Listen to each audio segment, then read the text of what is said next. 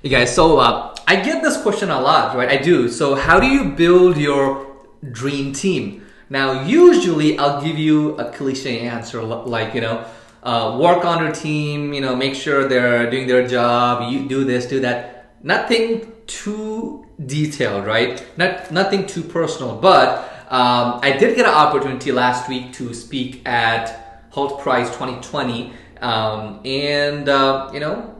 I did answer those questions, and I wanted to share that with you guys today as well. So how do you go about building your dream team, and how did I do it, right? I'm gonna share that to you in this video. Before I do that, I did wanted to go ahead and thank a couple of people.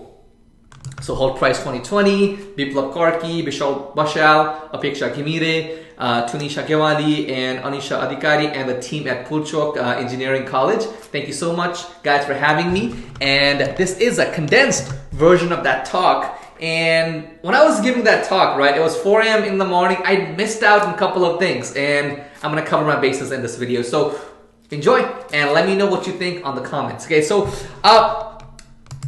building your dream team. Now, why is it so important to actually build out your team is that, whenever you start a company, anybody can start a company, right? Whenever you're starting a company, that company will die along with you unless you turn it into an empire. What does that mean? So that means that, let's say you have a company, anybody can start a company, right? But unless you have the right team to take it beyond the galaxy, right? Beyond the years, it's gonna die with you. So that's why you do need that dream team to take it further than just your life. Now, so back in the day in 2000, so I started my business a long time ago. But back in the day, I was a one-man show. I did everything on my own, and things were not that bad, right? So back in the day in 2009, this was my revenue. Now, if somebody's looking at it, right, they're like, you're making good money. You're a high school kid and you're making $500K a year. That sounds like a good deal to me. It was. But here's the problem, right? Here's the problem. So if you take a look at those revenue, right, 2009 through 13, do you see how it's not actually growing? It's supposed to. Your business is supposed to grow like this. Usually, right? It doesn't happen. But that's what's supposed to happen. Now, why is it bad? Now, at that time, it wasn't bad. It was like I was making money. But I did realize something. Because losing customers, churn rate, is a part of business, right? As you start losing customers, you will eventually, right? Every month, every day, you lose customers. But you got to have times 10 the customers coming in to your business to make the model go like this, like a linear, simple graph. Now, that's not happening. What's happening on this graph is my revenue, that's my KPI, it's a plateau. Now, what does that mean? What does it mean when there's a plateau on the business? Let me explain. So you've seen the movies, right? On the movies, and you see that EKG line going up and down, up and down, up and down, right? Now, and at the end it goes dee, right? What does that mean? It means the person has died. He or she has passed away, right? Now, similarly, in a business, if your KPI is revenue, or let's say it's number of customers, right? If it's plateauing, it means that something is wrong on the pipeline. Well, maybe. Does that mean the product is bad? Not really. You're making money, right? And keep in mind the sample has to be right. You can't be having 10 customers or making $10. That doesn't make sense. You gotta have thousands, a good sample. Now, if you have a good sample and you're making decent money, but there's a plateau, what does that mean? It means that, it doesn't mean your product is bad. It doesn't mean you're bad. It doesn't mean there's not a market fit. There is. The problem is you cannot scale it. Now, why can't you scale it? It's because, that's me. I did all that, right? I was working alone when I did that revenue. It's not scaling because I can't have hundreds of people like me. Or I was too greedy. I was so greedy. I wanted to keep all the money and I didn't hire people. I want to do it myself. Need a graphic on the system? I'm going to do it myself. Need somebody to do a phone call? I'll do it. So I did everything on my own, and that was the problem. The problem was that I was not valuing my time enough. That's one mental note, right? And number two is I was too greedy. I mean, imagine a high school kid making good money, and of course, so that's old me, right? Now, so at that point, I realized what I needed to do. I needed to clone myself. More of me. Imagine more of me like this. Now, is that possible? At least not yet. Maybe in like 50 years. Maybe. That depends on you guys. Maybe, right? Probably not. So it means I have to clone myself. I have to get people like me on the team. Now, that's impractical. That's not going to happen. Now, the best second option is to hire people who are smarter than me. Now, a lot of people, they say, hey, you did a great job. No, I didn't. My team did. So that's why it's so important to have the right team. Right team who's going to manage your company and take you to the next level. Now, keep in mind, like I said earlier, if your company is just a company, anybody can start a company. Like I said, you have to turn it into an empire that can run without you. Okay? If your company ends with you, so usually what happens is, let's say you're a plumber, okay, and you start this plumbing business. The business, it's okay. I'm not blaming plumbers, but the business dies along with you. It does. It does. Now, to solve that problem, you need to have the right team that's going to take your business to the next level, to the moon, right? To the moon, right? Now, so getting more people involved on your business. Now, I did that for a couple of years. Now, they didn't really work out, being honest with you. So I'm not perfect, but I did learn a lot. Now, I could give you like 50 things that you can do to make the process easier. I'm not going to do that because that's too long and boring. But however, I'm going to give you 4 things to take away from this video that's going to help you build your dream team.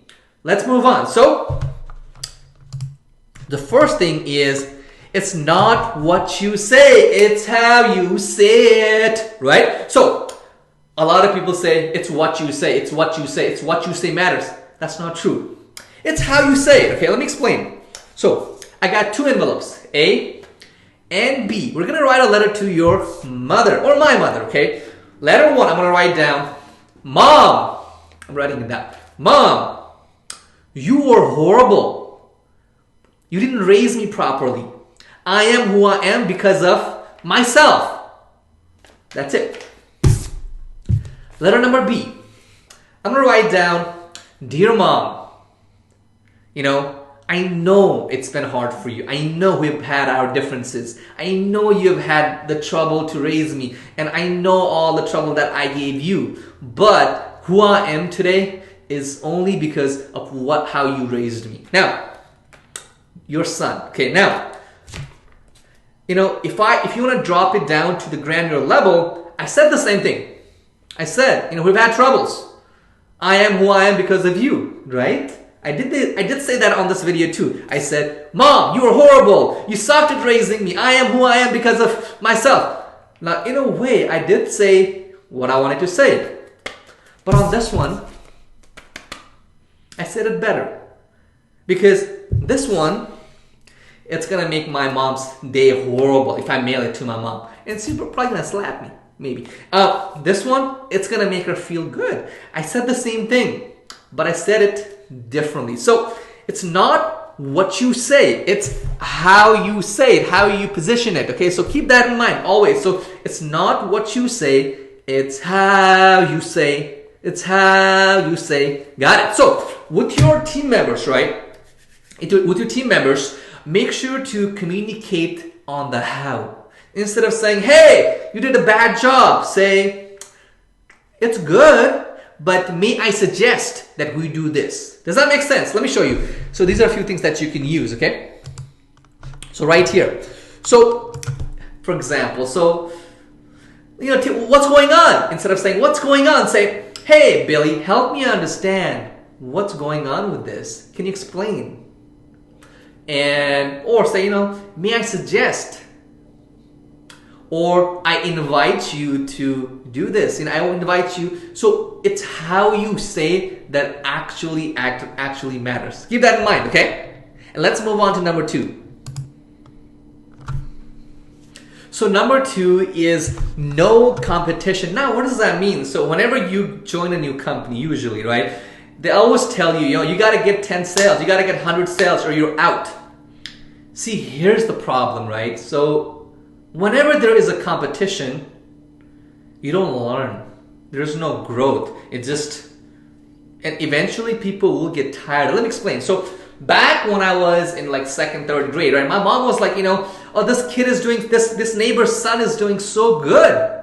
She always complained that some other kid was doing better than me. I was like, who's this kid? Who is this kid who wants to be better than me? So I focused all my energy trying to beat that kid. Now I'm thinking, right? I gotta beat this kid. I did everything in my power to beat that kid. I didn't learn anything. I just memorized everything. I got the good grades. But eventually, when that kid left the school, what did I end up with? Nothing. I didn't learn anything. So think of it like this. In your home, your mom, dad, your sister, brothers, cousins, whenever there is competition, people don't learn. So on your team, make sure you diffuse the competition. You don't want competition. What you want is for them to be, working efficiently, like their brothers, their sisters. Make sure they are efficient. Okay, don't worry. Don't try to have a competition. Who gets the most sales. That does work at some level, right? But if you want to create that dream team, that top team, it doesn't work. Now, it might work having that competition early on, but eventually people run. So let's say you have to get 100 sales every month. You're working for 2-3 months, then you get tired. And you lose out, you get fired. The company, they're going to replace new person who has that energy. It's a cycle. So they're not really building a team. They're just sucking all the power, all the fire from that person and replacing them. Now, if you want your company to go to the next level, you have to create that, that bond between those people that are working together. You don't want people to be scared to ask a question to another team member because that's my competitor. I don't want that guy. I want to be able to say, hey, Bob, hey, Bill, hey, Nick, how do I do this? Can you explain? See, that's how families, that's how team should work, okay? Now, let's move on. So like I said, you cannot learn when there is competition. So diffuse the competition, okay? Diffuse the competition. Now, number 3, motivation with dopamine. Now, what does that mean? So, that applies to me too. That applies to all the team members too. So to make your team members efficient, you have to motivate them, right? Now, you can't motivate them once and then just forget about it. That's not gonna work. So back in the day, what I was doing was I was giving people high fives. I came to the office, I gave people high fives, high five, fist bumps, right? I gave them candies. Now, I did motivate them. I came, so I actually walked into, when I got to work, I came to my office, I was giving people high fives. Now, eventually, it doesn't work if you're creating an empire. Now, if you have a couple people, do what you're doing, it'll be fine. Now, if you're trying to create that empire, how am I going to give a high five to someone in Romania? How am I going to give someone a high five in India, right? It doesn't work. Now, what is motivation? Motivation is that, dopamine, it's a neurotransmitter, it's a chemical. Just know that. You don't need to know too much. It's a chemical in your brain that makes you feel happy. Now, usually, you get that dopamine release after exercise, sex, and a small victory. Something that tells you, good job. Now, let me explain. So, back in college or back in school, let's say a professor said, hey, what's 2 plus 2? And you said, 4, right?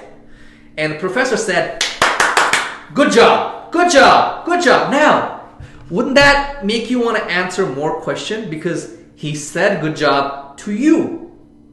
It would. That's called dopamine release. Now, I should go to, I love singing and teaching it to you guys, but it's called the dopamine release, right? Now, how do you do that? I mean, you can give people high fives, but how can you make it automated? Let me explain. Let me show you what I did. Because it's small victories, right? And whenever there is a dopamine release, it makes people want to repeat that behavior. In our case, being efficient, being motivated. On that boring project, we're creating a little screen. It's super hard to get excited about doing the same work every single day. And you need that motivation you need to put that motivation on your team members. So how do you do that? So dopamine. And like I said, dopamine makes you want to repeat that behavior every single day. In and out, in and out, in and out, right? Now, so here's what you need to do. So find a familiar or similar behavior that's already exists. For example, okay, let's say if all of your team members open up their laptop when they get to work or check their email, that's something they already do. Now, on top, add a new behavior. Simple as that. Okay, so for example, here's what we did. So we actually did this. So every morning, I sent out an email to everybody across wherever we had offices, an email. It says, "Hello, Tom. Excited to have you back. Today's key for a vending machine is 2024." Now, so we had a vending machine where you had to put real money. But if you were our employee, if I gave you a code, you could put that code and get a free Coke, candy, and things like that. Now, I did this I still do it. It works because when they come to work, they're expecting this. So they already open up their laptop, they already open up their email, they expect this email. Whenever they see this, I need to work harder. That's how you get your team to be motivated. Keep in mind that, like I said, you have to have your team motivated. Okay, let's move on.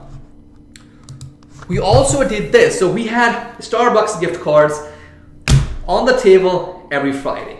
It works. Okay, same thing every Friday.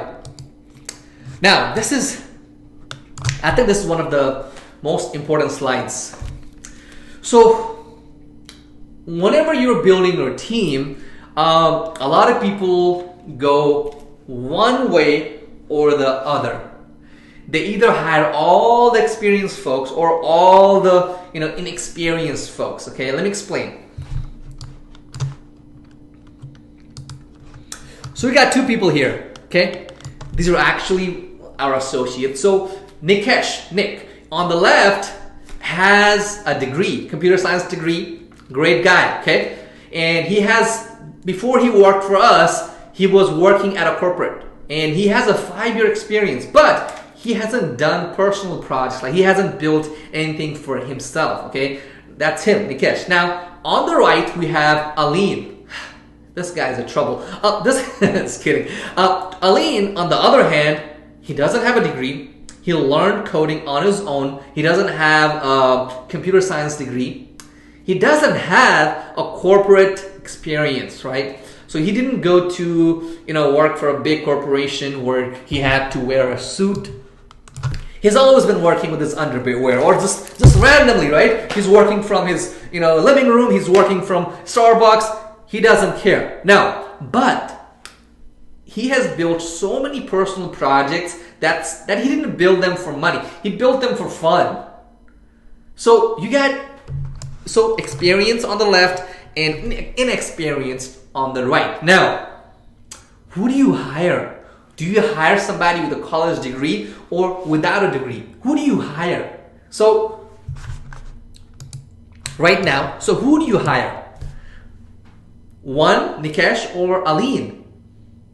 Most people might go with Nikesh because he has the degree, he has that stamp, okay? It's not like he's a bad guy. People do go with Nikesh because you want somebody disciplined. I get it. Now, here's what's gonna happen, okay? If you hire all the people like Nikesh, okay? Right here, experienced folks. Now, what's gonna happen to your company is, Nikesh, I need you to do this, okay? Doesn't matter how. He's going to tell me, oh, sure, I can do it, but we're going to have a limitation. We can't do that. Trouble. Now, it's good to have experienced lawyers, CPAs, and things like that. But if you want optimism, creativeness in your company, you got to have people who don't have experience, or think of it like this. So if I told Aline, the guy who's not experienced too much in corp, if I told him, hey, can you do this? He's like, okay. And he's going to give me 10 ways how to do it. How? Because that guy is visionary. People who are not built out of that, college box. I'm not saying, people coming out of college are bad, okay? If you can do both, you'll be fine. But people who learn things on their own, people who build themselves on their own, they are more creative. Now, so here's a solution. On your team, I want you to have a mix of both people. That's the ideal way to build your team. Now, like I said, have experienced programmers. Have inexperienced too, because if you have inexperienced people, they'll say, let's do it. I know how we can figure it out. Experienced guys are going to say, oh, we can do it, but we're going to be limited with this. See what the problem is? That's it. Now, so today you learned a lot of stuff. 4 things. You're like, how do I remember these 4 things, bro? I'm going to show you how. Home, home, home. So why home? So home. So home. Just remember home. So home, how you say it? O, no competition. M, motivation. E, everybody. Make sure you have both mix of people on your team. That's it. You got it. So that's how you go from building a dream team. Again, thank you everybody for watching today. Make sure to, if you have any questions, please reach out. But thank you so much. Again, thank you everybody who played a role in my life and also making it possible for me to bring this video out. Thank you so much. Have a blessed day.